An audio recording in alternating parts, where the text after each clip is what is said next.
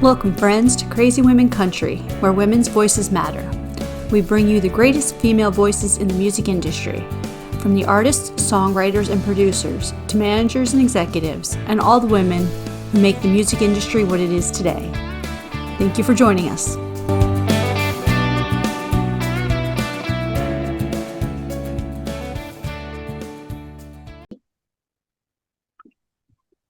Welcome, friends, to another episode of Crazy Women Country. I'm Donna, and today I am here with special guest, Franklin Wall. How are y'all doing?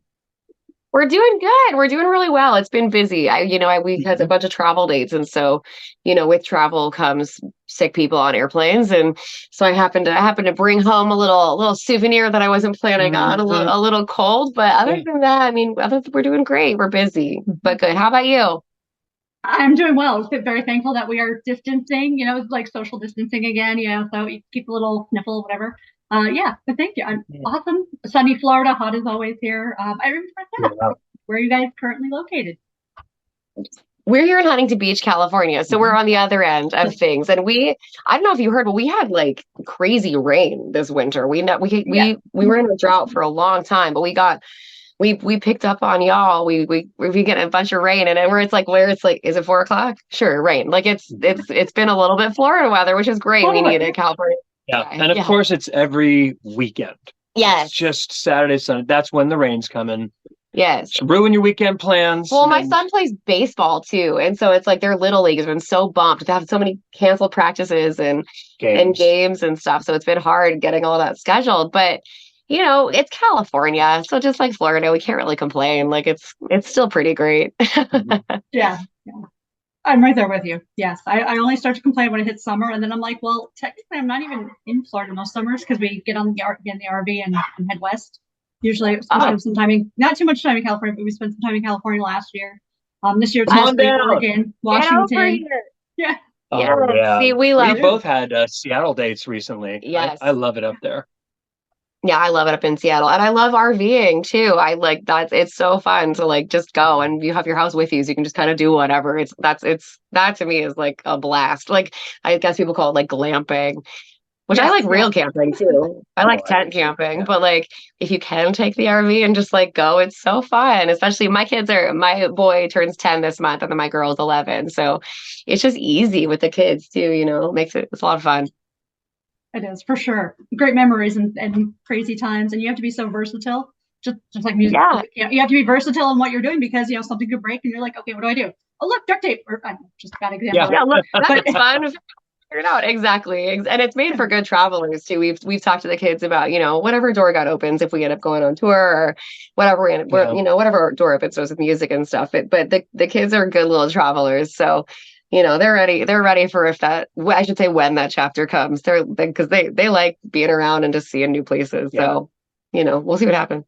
That's awesome. So I'll start off with one of the most difficult questions. Hopefully this is the only difficult question of the day.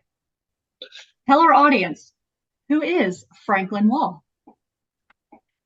I'm Franklin. I'm Wall.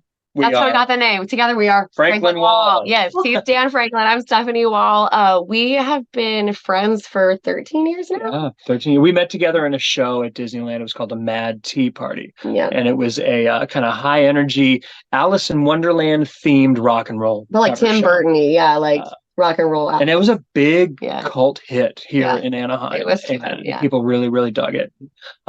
I was the guitar playing Dormouse, and she was Alice, the singing Alice. It was fun, yeah. So it was a good time. It was like 4 years. We started playing together in cover bands then and developing our friendship when we wrote movies and TV shows. Like we just, we were in acting, like we just in entertainment in general.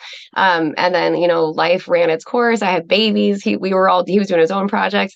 And then the pandemic hit and everything shut down, and we were trying to find ways to stay creative. So we developed a web series together. And then out of that, he was like, I got divorced. He ended up getting divorced, and he was like, I want to take a writing meeting with you. And I was like, well, I got to warn you, when I write, it feels like country music. And he's like, great. That's exactly what I wanted to talk to you about.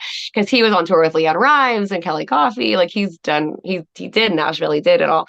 And country is like in my blood with my family. So we started writing, and our first couple meetings, like the songs just started flying, and it was fun and easy. And So we came out with the first 5 together, and then, then all of a sudden it was like a spark. Like, what's that? What's different? Like, we've been friends for 13 years. Like, but I kind of want to kiss you now. Like, what's going on?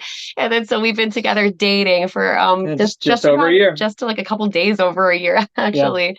But it's great because we have that foundation of friendship, and so yeah, we're just kind of we're writing right now and seeing what doors open to us. Absolutely. Well, and happy 1 year, because it is. Yeah. It's always exciting, Yeah, new chapters, right? Yeah. Yes, I think that's just what life is. I mean, yeah, life is just constantly changing. Figure out the details later. Yeah. It's the Phoenix analogy, right? It just everything gets burned and reborn and burned and reborn, and yeah, that's huge in our life. You just hopefully you learn the lessons from it and you come back stronger, and totally agree. Learn from your mistakes and yeah, that's been a big do what motif you can in our lives. It's just like, when things kind of get burned down, like, like the pandemic, and everybody in entertainment really was like, okay, what do we do?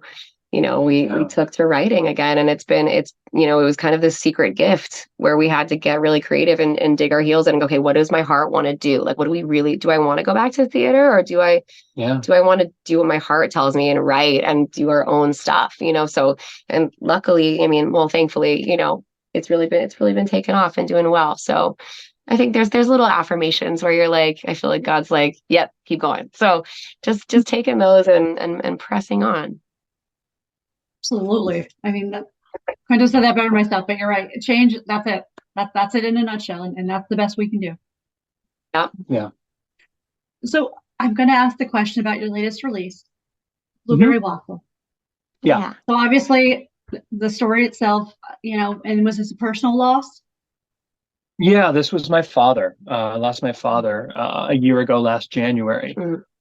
And that was just, I mean, I don't know if you've ever gone through anything like that, but nothing prepares you for it. It's, losing a parent is so different than, and it was sudden. It was totally it was, Yeah, there was just no warning. And, and then they're out of town. So I kept going out of town to try to help my mom and, deal with his mountain of, he was, I don't want to call him a hoarder, but I will say that he was a collector of things, and records. We are still dealing with that to this day. And, it's just such a whirlwind, and there was just so much to write about in that time. But I was on tour. I was in, I think, Colorado Springs.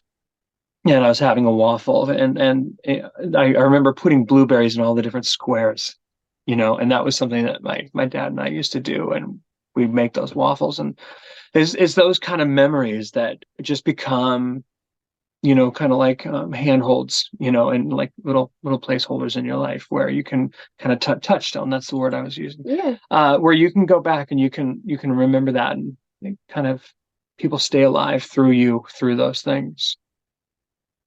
Absolutely. And yes, I lost my mom unexpectedly as well. So yeah, many years ago, and I always consider myself blessed because my mom was a cancer survivor. So to have her even, so I always felt like I was blessed to have my mom, and we always had a warped sense of humor where she used to say, like, if there's any reason I'm going to be like I won't come back mentally or anything like that, and I'm gonna be on machine, just pull the plug, just trip over it, it'll be fine, don't worry, no one will notice, you'll trip anyway. So I'm like, thanks, Mom. Nice to put in my clumsiness there. Like, but that was thanks, Mom. Like that. But it was the affirmation of it'll be okay. Like, there's more to, so when that time did come, it was okay. It killed me, but it was, I knew it's what she wanted. It was her wish, and that, so absolutely. My mom says the same thing. I don't know if that's comforting. My mom has recently been diagnosed with Alzheimer's, and so she's been dealing with dementia for a little while, and it's the one that goes into Alzheimer's, unfortunately. So we're taking it day by day. But she does say the same thing where she's like, if I ever am driving you crazy and I don't know my own name anymore, just be done. She says, just put me in a boat and push and say bye. I'm like, Mom, no. Never. But she's the exact same way, and and as a mother now, it's like knowing never wanting to be a burden to our children, right? We always want to set them up for success and then let them fly, but as the children we're like, mommy, so it's tough, but it's growing up is weird, right? It's weird becoming the adults and being the parents and then having your parents be it's a strange transition. And I feel like as we were just getting comfortable with that, Dan's parents are a little on the older side, as are mine. I was like the last chance kid. So I'm kind of the first of my close friends to be dealing with that sort of thing. And they're just incredibly supportive, and it's great, but it's a tough road to navigate, right? Because it's it's part of life, but part of it just feels so unfair. And it's, so we're definitely dealing with those sorts of things in our writing now, and what we have coming out, dealing with things that we've been struggling with, honestly, since the pandemic. And I've had some choice words for the Lord. I've definitely given him a piece of my mind. But he knows, he's the good father that we all dream about, but he's there and he loves us. And he knows I'm just his little child down here throwing a fit, writing songs about it, just trying to help people. But right, it was like just trying to let people know, like, number one, he already knows what we're thinking, so you might as well talk about it. You might as well write a song about it and let other people know that they're not alone in feeling those things and in thinking those things. I had such a good talk with one of my best girlfriends. She was saying that she feels bad when she's mad at God, or when she, and I'm like, why do you feel bad? Every emotion we have is from him anyway. And then also, like, he already knows, so you might as well talk to him about it. Like, he knows you're pissed, so like let him have it. It's like there's a whole book in the Bible, Lamentations, give me a break. There's a whole so just like let him know. And then it was a good talk. It was Jenny and I, so it was a really good talk. And I think that's important in artistry, is to let those things out and help people know, like, yeah, you're not the only one that feels like this. Like, everybody has moments like this and dealing with loss. And so, that's what the next chapter. Well, that, like you said, like with Blueberry Waffles, we have a few fans that have personally reached out to me and said, this was such an important song for me because I'm going through the exact same thing right now. And it's really we didn't even know process this. And we didn't know, like, some of our fans that are like, they come to every show, and we didn't know that they were dealing with that sort of thing. So you just never know whose life you're going to touch by being honest in your music. I love that song. He brought it to me. That's one that I didn't really have a hand in the writing. Like, most of the stuff we write together, but that one, he was like, I gotta just write this for Raj. Raj is his dad's name. They called him Raj. And I was like, yeah, babe, go for it. And it was just this outpouring of his heart into music. And I think a lot of people really responded to it. It was a great song. That was the first thing when I listened to it. I was just like, oh my goodness. Like, and it took me back to those certain things, like, like, I know we were talking before we started today, like, how myself and my co-host had met. And there was a song that Brandy Clark had co-written with Liz Rose and the Love Junkies, and it was called Remember Me Beautiful. Well, back to that Sixth Sense of Humor, my mom would say that. So it just reminded me, as soon as I heard that, I took a stake into that song and back to just immediately. So yeah, I mean, I think when you hear songs that touch your heart, even if you haven't lived that exact memory or that exact moment, it does translate, because we've all have different experiences, but we all have similar experiences. So it just brings it. Yeah, it just helps people feel less alone. Yeah, totally. I totally agree. Yes. I'll look up that song. Is that the one on Spotify, or? I'll share it to you then. I'll share it to you after the yeah, absolutely. Hear it. That sounds really lovely. Remember Me Beautiful. That sounds great. Yeah, it was such a cool song, and then hearing obviously their story to the song. Like when you hear, this is why I love songwriters. I'm a songwriter junkie myself, and I write myself. But that's the number one thing that I love about getting to meet everyone and do what I do here, is to hear the stories behind the songs. Like, that to me is just like the ultimate. Same. Yeah. And there are certain lyrics where I'm like, why that lyric? Like, tell me. I know there's something under there, and I love hearing those stories, because it just makes it so much richer, even to connect. It's really cool. Yeah. Absolutely. Yeah, in writing Blueberry Waffles, there were a lot of times where I was thinking, is this too specific lyric just too specific to my situation? But then I'm like, you know what? No, because first off, people will interpret it in their own way. But beyond that, it will give me something to talk about in interviews. Well, yes, and also I remember you being concerned specifically about the chorus lyric about like drinking coffee with Marilyn Monroe. You're like, are people going to get that? And I was like, honey, even if they don't get it, like people, especially the country music audience, they're so in tune with like being able. Do you have the cup? He's getting the cup. They're so in tune with just imbuing their own memories and their own feelings into what they know when a lyric isn't literal. The country music audience gets it, So I was like, no, baby, write it. This one was pretty literal though. This is the mug. There she is. There's Marilyn. Aw. Hi, Marilyn. Yeah. This was my dad's Favorite. Sunday mug. Every Sunday he would drink coffee out of this one. Yeah. And so it's mine now. But like, and everybody's made and I think the people that love the song, they've made their own Marilyn Monroe. You know what I mean? Like they know that means something to you, and that to them they've attached their own parental memory or whoever you're dealing with that loss about. I think they've attached their own memory. They've made their own Marilyn Monroe for this song, and I think that's what country music audiences really do. Like, even if it is kind of a literal lyric, I think they put their own story onto it. I think. Absolutely. I would agree with that 100%. I mean, yeah, definitely. Definitely, because I mean, any interpretation, that's what, just like you were saying, like, as I said, the blueberry waffles were something but it transitioned for me. And I'm like, you make your own blueberry waffles. Like, what is that to you? Yeah. Yeah. And that we love hearing that. We have asked our fans, like, what's your blueberry waffles? And then people have messaged us back saying, it was sitting and watching Price is Right in the morning with my mom, or it was sitting, Sunday nights, my grandma used to put on the Lawrence Welk show, or what, they make their own, they have their own blueberry waffles, and it means something different to them. And that's what's great about being a songwriter, as because you write, like just how people relate to what you put out there. It's a special thing. That's why we're all here, to connect and help each other. Absolutely. So who was the person in your life that introduced you to music, like when you were little? Like, who was that person that was like, oh, hey, listen to this music? Like, or they were always playing music? Why don't you start?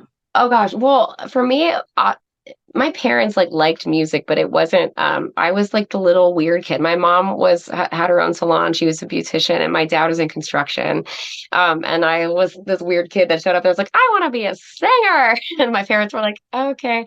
So but my grandparents loved like that was my specific thing. My grandparents loved the Lawrence Welk show. I would sit and they would put on, we had a local gospel artist named Lily Fern, and she was a good friend of the family. And we would, Lily Fern and the Weatherfords was her gospel group, and we'd visit with them all the time and listen to them, and and just singing in church and stuff. And that's what really started it for me. Also, there's a California country artist named Kelly Ray, and she's just the best. Like she was in the room when I was born, and like quite literally, because her and my sisters were best friends in high school and stuff. So I loved her, and I loved her music, and she kind of took me under her wing and would let me sit in with her band when I was little. Like she'd play the Orange County Fair or the Crazy Horse or wherever she was playing. And then little like 7-year-old me would come up and sing whatever chick's song was on the radio at the time. And so lots of little influences and people that kind of were like, oh,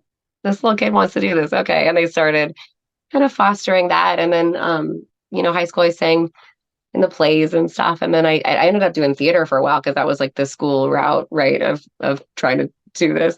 But New York just isn't my town. I was fortunate enough to be on Broadway in 2017, but at that point my kids were 3 and 4 years old, and it's rough, man. Like being in Manhattan with Nuggets was just like, I want to go home. I want them to have a yard. I want them to be able to be outside, and I'm not terrified, so we came home, and then was doing music and shows out here, and then the pandemic, and then this. So that's the very Reader's Digest version.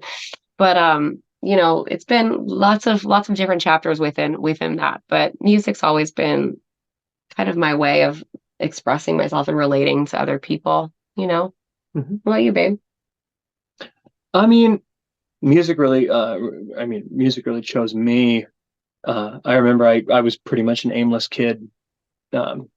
Kind of doing whatever, watching movies and wishing I was like a fighter pilot or a Ghostbuster. And then, did a lot of martial arts, but apart from that, very little. And then my brother told me when I was 14 that if I played guitar, that girls would like me. And I said, cool. That's enough for me. Right. So he was right. But, once I started playing guitar, it just it just barrel rolled from there. I picked up a guitar when I was 14. I started singing in the choir at school, and 6 months later, I'd written my first symphony, and then I just kind of kept going from there, and just started picking up any instrument I could, and kind of going from there. Started songwriting when I was 14 as well. He won't brag about himself, but I will. This guy is like, he just has that brain that like understands music in a way that I don't think my brain will ever really wrap around it. Like he can pick up truly any instrument and just play it. Like he's an incredible guitarist and he's known so well for his guitar playing, but he's even better at playing bass, and no one even knows that about him. But like that was like, he's this like crazy savant human. But so I'm jealous of him all the time because he really can play like anything. He started picking up stuff when he was 14, and that he never stopped. No, friends for 13 years and then dating for a year, and there's still stuff that you do that I'm like, what? You play that? Like you know how to? And he's like, yeah, like it's no big deal. I'm like, cool, sweet. Yeah, but then I went to Cal State Northridge and majored. I was an opera singer there, and again, like what? Yeah, opera singer. I definitely would not have thought opera for you. Definitely not. So, well, that's cool.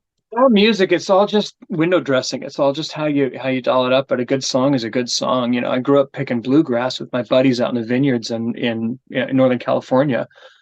Making wine, and then did the serious music at college, and then after that kind of went back to rock and country. And she said I played with Leanne Rimes and Kelly Coffey, Aaron Lyons. I played with Slash. I played on the Grand Ole Opry even. But just life has been very good to me with opportunities. I play in a pirate band. I make pirate music. It's a riot. We've been all over the world doing that stuff. So it's never a dull moment. And that is life in itself. That is living life, just enjoying it. Yeah. You just say yes. That's our thing. Say yes, figure out the details later. Sure. We'll figure it out. I love that. That's a good philosophy. Yeah, just say yes. Just say, yeah, okay, great. It's opportunity. Great. I'll figure it out. We'll figure out the details later. And like, that's what I've learned. Like, honestly, I've learned more from life and from doing than I have from any course I've taken, from college, from anything. I learned by doing, So I think, yeah. I'm trying to teach my kids that. I'm like, just try it. Just say yes. And you'll sort it out, You're trying to get them to eat vegetables, aren't you? No, I'm kidding. When I tell you, my daughter is like, she's adventurous. Like she'll try anything, she's great. I'm like, really, just try it. You'll like it, or if you don't, whatever, you can spit it out, but I want you to at least try it. She's like, okay. My son, I'm telling you, if I'm like, Emmett, please just try it. And if you don't like it, if you really don't think you can even swallow it, you can spit it out in the napkin. And I'm telling you, he'll put it in his mouth, he'll like chew a couple bites, and he's like, ooh. And like he has thrown up on the table at me before, where I'm like, when you see that initial gag, you're like, forget it, just spit it out. Don't even try it. Just let it go. Like but his problem is he's decided he doesn't like it. He's already decided. Yes, I know. Bless him. It's so they're very different, Yeah. But yes, Riley will do it. Emmett, no dice. Oh, so great. So would you like to do 13 crazy questions? Yay! Yeah. Let's do crazy questions. Okay. I love it. Who answers these? Both of you. Oh. Okay. Yeah. So do you have any guilty pleasure music? Something that's like buried. And I used iPod the other day, but I'm like, I realized I was talking to a 14-year-old who's never had an iPod. So I was like, oh man. Okay, wherever you put music on. So what is your guilty pleasure music? Oh gosh. Well, I guess it's like dorky musical theater stuff. You know what I mean? It's like I kind of grew up loving that. So like I have right. I mean like that. Or it's either my Angry Girl music, which is like, like Angry Christina or like Brit, or like or like really or like dorky musical theater stuff. Like I have my workout playlist that like gets me pumped up, and So Much Better from Legally Blonde is definitely on there. So I guess maybe that's my guilty pleasure. Like I'm a total Sarah Bareilles junkie. I think she is just an incredible writer, and the way that she's able to manipulate language and music into exactly the way a moment feels, she's one of my favorite writers. But I don't know if I don't know if that's considered, that's a That's guilt, not I don't know if that's a guilty pleasure. That's No, just like, she's awesome. that's like But it's good songwriter music, heroine, yeah. right? Yeah, Guilty exactly. pleasure is if you're like, I like the Macarena, like that's guilty pleasure. Yeah, I can't do them, but I love my Brit, I love my Christina, and I guess guilty pleasure is like my nerdy musical theater stuff, like Yeah. where people are like, "What?" and I'm over there like singing every lyric, like Les Mis, just Yeah. like going for it. So I guess that's mine, right? What's yours? Well, I was gonna say, I'm a huge punk rock fan, and there's a lot of bands, Bad Religion, Dead Kennedys. Like, there's a lot that I really like. However, I think what I'm gonna say is Weird Al Yankovic. I've seen Weird Al Yankovic live 4 times in my life. I actually got his autograph on my forehead. I was gonna say, wasn't it on your body? Yeah, it was right here. Ow. Right Ow. on my forehead. Yeah. But his guitar player, Jim West, was a huge influence of mine, because I always thought it was amazing that Jim could he could play anything, like no matter what the song was. It could be like Eddie Van Halen's solo in Beat It from Michael Jackson, and he'll like nail it note for note. And then he'll turn around and play some pop thing, and he'll turn around and play some whatever it is, or all of Al's crazy polkas. I always admired Jim West for being such a chameleon. Do you have a guilty pleasure music? Did you have one as well? I don't think I don't think I do right now, at least that I can think of. Of course, there's some of that old 90s, like Hanson or something like that, like, the stuff that we wouldn't admit to singing along to, but we're like, oh yeah, this is good stuff. Yeah. It comes on and you're like, yeah, like, oh, it does rap count? Is that guilty pleasure? My sisters would love, I grew up in like Santa Ana. The joke is like my whole family, they brought Oklahoma out to Santa Ana, California with them. So like, but I grew up there, but it was like either like country music, oldies, or like my sisters would put on like that like 90s rap, like that good kind of stanky like 90s 2000s rap, and I definitely know more of that rap. I think guilty pleasure has less to do with genre than artist. Like, okay, so with rap, like Snoop Dogg, not a guilty pleasure. Yeah. MC Hammer, guilty pleasure. Oh yeah, definitely. Like it. Yeah. Yeah. Yeah. I would agree there. Yeah. Okay, finish this line. Today, my favorite song is. Try Losing One. Oh yeah, I want you to sing that. Yeah, you would sound good on that. I love that song. That's a great tune. My gut just told me I went to one of my like top 5 favorite songs of all time, and it's Vienna by Billy Joel. Oh yeah. That song is always sings the snot out of that. It's real good. It's funny. I just like, to me, it's like I have to remind myself all the time. Like, I don't know if you know that song. It's just like, just stop. Like, stop it. You're doing great. Like, Vienna is all around you. Like, just enjoy your kids being 10 and 11. Like, like, cause the country music hustle, it's so real. And she means today. Like, what is like the song you're into right now today, these days? My current favorite song. Well, not all time. That's the one that just popped in my head. Today. Yeah, like, what's that one song that's on repeat that you've had like been listening to like for nonstop? For a second, it was Carly Pearce, What He Didn't Do, which I love that song. And then I also really like, I can't remember the name of the artist right now, so I want to kick myself. But the one, I'd Want Me Back Too. And I think her name is Lindsay. Oh, you know what else? Alexandra Kay. She's an independent artist. And Jelly Roll just picked her up for his tour because she's an independent artist, and her stuff is so wonderful. And one of the songs she wrote is called "Painted Imperfect." That's great. That's been on a ton lately. In the shower, where if I see it come up on my shelf, I go right to it because, again, and a lot of her stuff is like solo or co-write. Mm-hmm. Honestly, she's a good new writer to keep an eye on. But yeah, Alexandra Kay, "Painted Imperfect" has been on repeat for sure lately. That kind of lays into the next question is, recommend an artist or song that everyone needs to listen to before they die. Before they die? Franklin Wall. Just kidding. No, an artist or a song that everyone needs to listen to before they die. I mean that one. I guess that one would be Vienna, Billy Joel. Like you can't live your life and not hear that song. Also, like, certainly.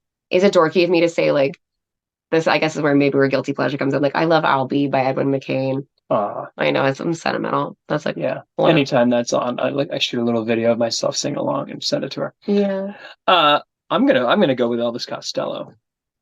He's a huge Elvis Costello fan. Nearly his entire catalog. There's a few turds in there, but for the most part, it's Or you know, and then maybe like for also maybe say Sarah Bareilles. She Used to Be Mine. That's just like a incredible, incredible one of. I mean, it's one of her most famous songs, I guess, recently. But it's incredible. Yeah. Also, Armor by Sarah Bareilles. Just listen to Sarah Bareilles. Just listen, take as much Sarah as you can. Yeah. As the Sarah Bareilles, Elvis Costello. Just dive in. Great recommendations. So tell me, your number one, your top concert that you've attended. Top concert I've ever attended. That's hard because I've been to so many. I recently got to go to I saw Morgan Wallen at SoFi, and that was a really fun show. Did he throw a chair at you? He didn't throw a chair at me. That's good. But a Hardy, I know, right? Hardy played, and I'm trying to think of like favorite like.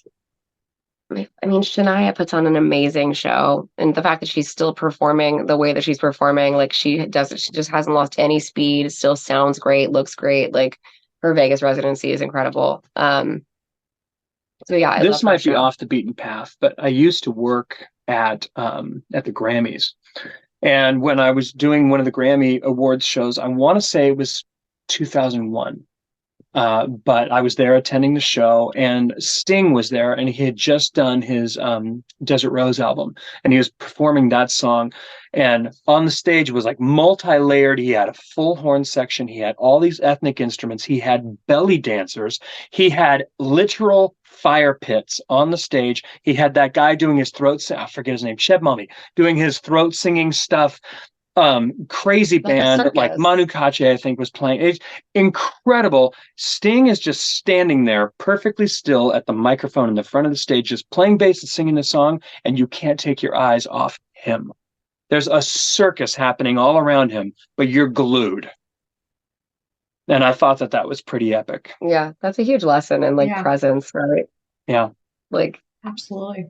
It's cool to have all that stuff and all that production, but when you've got that thing that makes people where they can't take their eyes off you, and you can just stand there and be that presence, like that's a huge. I love watching people like that, because I just like that. For me, I just take notes. You know, I just a genius, baby. I know, just for it's like a master class. Yeah, I love it. That is definitely cool. Yeah. I think Dan was just reminding me that I have to pick up the kid. I have to leave to pick up my kids in like 10 minutes ish. Okay, well then let's get going. I could sit here talking. Bucket list. Tell me something on your bucket list. Japan for me. Oh, yeah. Ireland for me. Greece for me. Greece. Lots of travel. I want to go see the ruins in Greece. I want to snorkel through the ruins where it's like that's like this is Bible stuff. Like I want to go and like touch it myself. I would love to go to Greece. I'd love to go to Italy. Yeah. I'm a history dork. So like going to see those historical sites, I'd love to go like see the Alps. Yeah. Pyramids. Oh yeah, that'd be fun. Yeah. I would do that with you.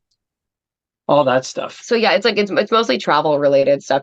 And obviously like, you know, I think I've got to let go of the award thing. I used to say like I want to win a Grammy, I want to win, but it's so like it's such a sorry for the word, it's such a crapshoot. Like, you know, and you just you know, is it about the recognition or is it about the lives you touch? It's more about a label having money and making sure you get an award. Yeah. So I'm like that, I guess that'd be cool, but like for me, it's like I want to do life stuff. I want to see my daughter. I want to see my daughter graduate college and own her own company. I want to see my son be a good man and a good husband. Like that's my bucket. And I want to travel with them. The memories, you know, that's the bucket list stuff for us, I think. Yeah. Yes. Living. That's it. So yeah, if we made a movie about your life tomorrow, what actress or actor would you want to play you? Oh, I would say like Goldie Hawn, but I mean, or maybe Kate Hudson. I don't know. She has to be funny. Just like, she has to be, you know, I've been blonde forever. So like, but she can't just be like the pretty blonde. I would like, or like whatever. Not that I'm pretty, but you know what I'm saying? Like I want someone who's like funny and quirky and dorky. Cause I had a rough life. I got made fun of in school. I was quote, people would say that I was chubby. That's why I got made fun of for that. I was a theater nerd. I had a rough go about it in junior high and high school, and then very much this ugly duckling story, I would definitely want someone who understands that. So yeah, maybe, I don't know, maybe Kate Hudson, or I don't know. What do you think? What do I think? Yeah, for you. Oh, for me, you. Boy, if we're just going off acting talent alone, I'll take a young Gary Oldman. But he doesn't look like me. So I guess that doesn't really matter. But if we're going for actors that look like me, it's what's his name? It's a 3-name thing. The drummer from That Thing You Do. Oh yeah. Yeah, he looks a lot like me. I forget his name though. It's killing me. So I don't know. I guess I'll take Gary. Gary Oldman. That's a good actor. All right. Well, do you have a game plan for zombie apocalypse? Yeah, of course. He's my game plan for zombie apocalypse. I have read the Zombie Survival Guide by Mel Brooks's kid, Alex Brooks, 5 times. And he used to teach, again, in chapters, he used to teach Krav Maga. He trained Krav Maga kids for how long? Not just kids, but yeah. Everybody. A police officer. I've done martial arts since I was 7. Yeah, so he has a whole life in that. So between the martial arts thing, I know how to shoot. I know how to do, the basics, extreme basics. But this one is he's ready. So I'm all right, babe, you just do it, and you just direct, and I'll help. I'll be the first mate. I've always lived by the philosophy of love everyone, but have a plan to kill everyone you meet. I feel like this is your future book that you have to write or something now. Yeah, that has to be a future song, right? Yeah. Or even a book. That sounds like it would be a book, tell me something you would never do. Something I would never do. Jump out of a perfectly good airplane. I don't know. Something I would never do. I would never sacrifice my integrity to get ahead. I know that means different things for different people, but whether that was a casting couch situation or, screwing over a friend, or I would never. I've heard so many stories, and it's friendships lost, and it's just such a bummer. I would never. It's not worth it. It's not worth it. We'll get successful a different way. We'll figure it out. But yeah, that's for me. Loyalty is everything to me. So that's a never for me, big time. Boy, gosh, that's really hard. Would you ever skydive? I don't think you would. Why not? You would? Yeah. I don't think I would.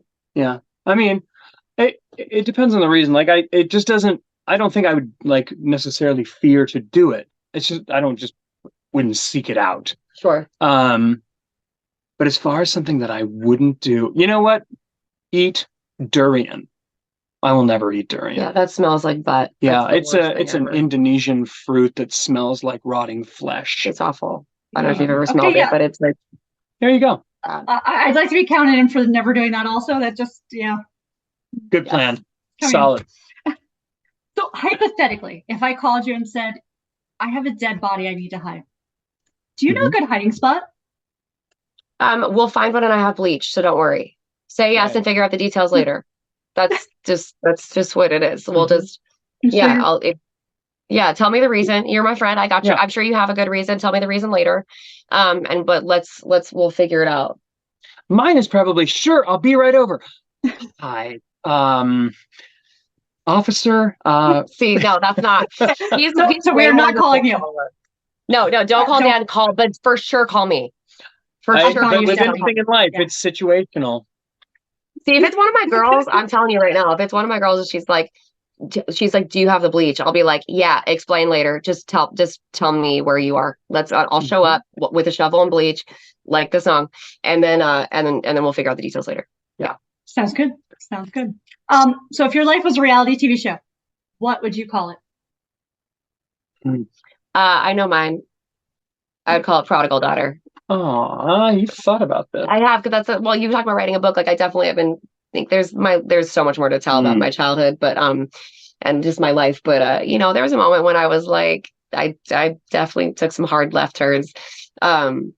nothing, I guess, like too well. It's on the next interview, right? But yeah, Or not. yeah, just how I came back around to faith and music, and I think I'd call it prodigal daughter. What about you? Yeah, I don't know. I've got to think about that. I got to think of something clever. It would probably be something having to do with, constantly just learning lessons your entire life, and you know, um, as Bruce Lee said, being like water. That would be a good title, babe. Being like water, because you've There you go. you've We reinvented got the yourself. blue in the back. It's Uh-huh. perfect. There you go. Awesome. We're gonna get those shirts made tomorrow. Yes. If you had or owned a bar or pub, restaurant, what would you want to call it? Hmm.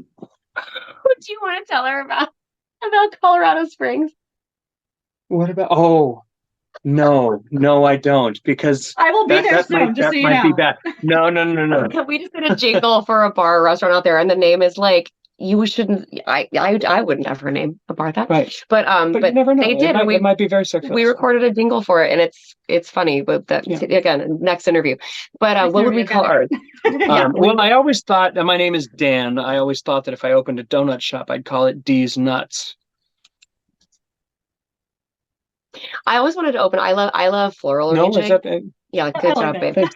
I like floral arranging. I'm a dork about that, but I wanted a shop called Wallflowers if I was doing like floral arranging and stuff. But it's like a bar. I mean, yeah, something to think about. Come to the wall. Come to the Franklin Wall. I don't know. Wall. The Franklin Wall. I like that. Maybe. And just like have a cool wall outside people could sign and stuff. I don't know. Yeah. Sounds pretty cool. Something to consider. I'm sure we'll open one someday. Okay, well, I look forward to visiting. So, last question of the crazy questions. If you could be any person or position, who or what position would you want to be and why? Right here, right now. Yeah, if I could be any person or position. CEO of Franklin Wall. Yeah, I mean, I was scared to become a mother when it happened. But now it's my favorite job. And I know that sounds cliche, but like, so just, yes, yeah, CEO of Franklin Wall, to be like a household name, like, the next Faith and Tim, not that we need a Grammy, but just to, that our music is reaching a lot of people and that we get to live a good life and provide a good life for our kids, with our music and it just traveling and making memories. Like that's it. I can't stand politics. Drives me crazy. I don't need to be famous. You just want to have a good life with our fam. Yeah. And everyone's famous in a small town. I believe there's a song about that, right? Yeah. Yeah. Local celebrities, right? Exactly. So what else is going on for the rest of 2024? And I know you have to go get the kids in, so. Yes, we have a couple really cool shows coming up. We're opening for Ben Gallagher, and Presley Tennant at Blaker Brewing. Yeah, that's Friday. Yeah, by the time this airs, we already did that, and it was amazing. Yes, and we have opening for Cafe Anderson May 31st. That's gonna be awesome. Really looking forward to meeting him. And then the Sea Lake show on June 1st. This might have already will be airing after that, but there's good stuff coming up. And then a bunch of summer shows. We're gonna be at Knott's Berry Farm, and if you're all in California. This summer, there was a bunch of Saturdays on our website. If you go to Franklin Wall residency, franklinwallmusic.com, all the dates are listed there. Link in the description. Yeah, as well as loads of concerts in the park and other club dates and things like that. Yeah, beautiful. Well, everyone, go catch them. Go to the website, obviously, link in description, and go catch a live show. And tag us all when you do. Yes, we will absolutely be tagging you guys, and we're praying for everything that's going on with your sweet, sweet co-host, and then we'll do a celebration show once she's back. We're just so excited, she's going to be done with it. This is the last round. That's going to be it. She's going to be done, and then we're all going to celebrate. I'm just saying it out loud. Absolutely, and maybe you'll be playing somewhere nearby because I'm going to be out west in Colorado and Washington and wherever. So maybe we'll just all catch up and We'll do a celebration. We'll do a little celebration beverage and we'll raise a toast and maybe write a song together. I know you write, so do a little co-write. Love it. Well, thank you so much for joining me today. And thank you, friends, for joining us for another episode. Again, links in description. We'll see you next time. Have a great day. Thanks, guys.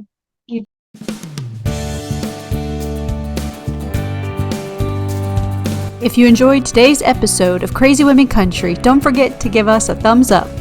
Be sure to click the subscribe button for new interviews weekly. And thank you, friends, for joining us today on Crazy Women Country, where women's voices matter.